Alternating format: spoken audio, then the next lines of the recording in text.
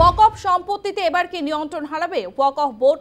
সংশোধিত বিলে নতুন করে ওয়াকফ বোর্ড গঠন করার প্রস্তাব। বোর্ডের নামে কি ওয়াকফ সম্পত্তির নিয়ন্ত্রণ নিতে চাইছে কেন্দ্রীয় সরকারি? দিনভর বিতর্ক ওয়াকফ বিল নিয়ে।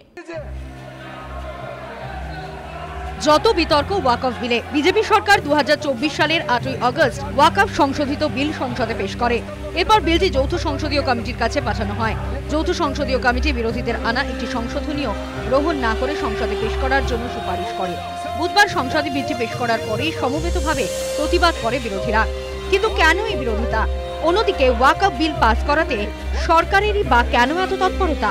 কি আছে ওয়াকফ সংশোধনী বিলে? মূলত ওয়াকফ সম্পত্তি নিয়ে উদ্বেগ প্রকাশ করেই আনা হয়েছে নতুন বিল।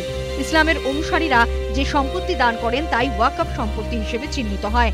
এর মধ্যে রয়েছে কবরস্থান, ঈদগাহ, মাজার, মাদ্রাসা, মসজিদ, স্কুল। এই সম্পত্তি পরিচালনা করে ওয়াকফ বোর্ড। বর্তমান ওয়াকফ আইনের 40 নম্বর ধারা অনুযায়ী যে কোনো সম্পত্তিকে ওয়াকফ সম্পত্তি হিসেবে ঘোষণার অধিকার রয়েছে ওয়াকফ বোর্ডের। অভিযোগ উঠেছে এই ধারাকে কাজে লাগিয়ে গরিব মুসলমান বা অন্য ধর্মাবলম্বীদের সম্পত্তি দখল করেছে বোর্ড। বর্তমানে ওয়াকফের অধীন 8.7 লক্ষ সম্পত্তি রয়েছে।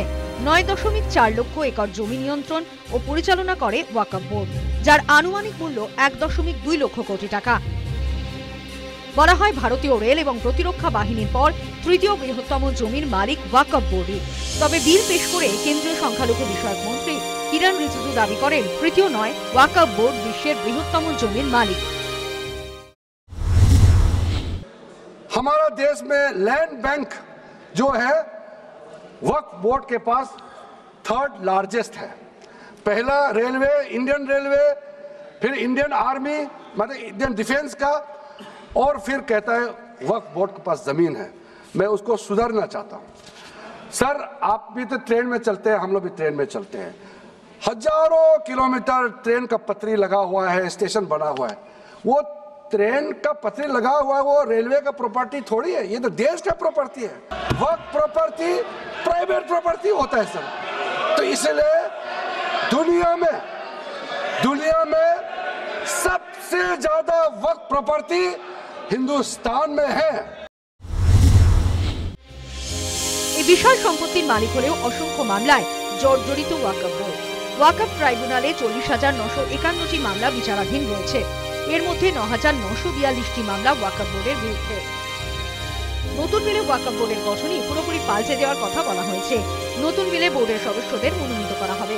ওয়াকফ বোর্ডের সদস্য হবে 22। বোর্ডের সদস্য কারা হতে পারবেন জানিয়েছেন কেন্দ্রীয় সংখ্যালঘু বিষয়ক মন্ত্রী। सेंट्रल वक्फ काउंसिल में टोटल 22 मेंबर्स में 4 नॉन मुस्लिम से ज्यादा मेंबर नहीं हो सकते हैं। एक्स ऑफिशियो का पद को मिला करके 3 मेंबर ऑफ पार्लियामेंट होगा। कोई भी धर्म का मेंबर ऑफ पार्लियामेंट या एमएलए बन सकते हैं। सर, 10 मेंबर मुस्लिम कम्युनिटी से होगा। 2 फॉर्मर जजेस होंगे सुप्रीम कोर्ट और हाई कोर्ट के। 1 advocate of national eminence member रहेंगे।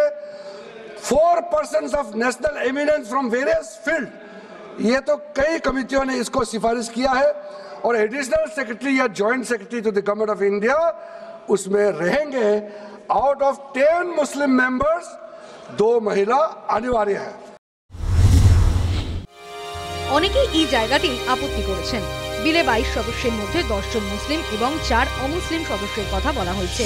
বাকি 8 জনের মধ্যে থাকবেন সাংসদ, প্রাক্তন বিচারপতি, আইনজীবী। এই 8 জনই অমুসলিম হতে পারেন। অর্থাৎ ওয়াকফ সম্পত্তি পরিচালনার জন্য ওয়াকফ বোর্ডে অমুসলিমদেরই সংখ্যাগুরু হওয়ার সংস্থান রয়েছে নতুন বিলে। সরকারের অভিযোগ বিপুল সম্পত্তির মালিক হলেও ওয়াকফ বোর্ড গরিব মুসলমানের উন্নয়নে কোনো পদক্ষেপ নেয়নি। নতুন বিলে উপকৃত হবেন গরিব মুসলমানরাই। News time.